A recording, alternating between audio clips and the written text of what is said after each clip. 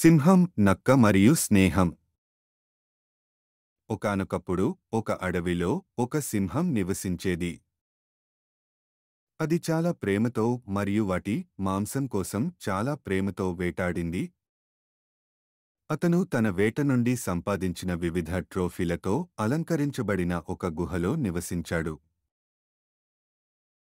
అతని నాయకుడు అద్భుతమైన జూలు కలిగిన గంభీరమైన సింహం. బలం మరియు పరాక్రమానికి ప్రతిరూపంగా గౌరవించబడాలని ఆకాంక్షించాడు. ఒకరోజు ఒక నక్క ఆశ్రయం కోసం సింహం వద్దకు రావడానికి సరైన క్షణాన్ని కనుగొనగా, సింహం తన బలహీనతను గురించి ఆలోచిస్తోంది.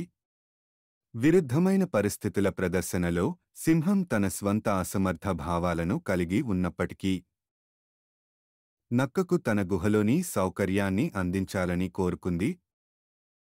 ఇతర సింహాల సమూహాన్ని సేకరించి, సింహం తన అభయారణ్యంలోకి నక్కకు సురక్షితమైన మార్గాన్ని అందించడానికి ఒక ప్రణాళికను రూపొందించింది.